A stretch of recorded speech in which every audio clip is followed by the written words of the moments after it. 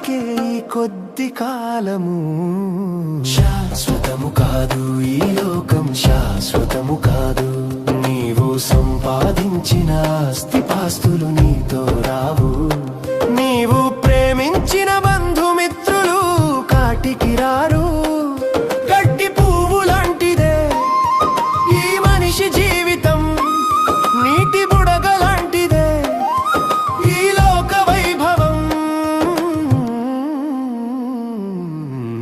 యేసుని నమ్ముకో, నిత్య జీవం పొందుకో. లోకమంతా గెలిచిన నీ ఆత్మను కోల్పోతే లాభమేమిటి?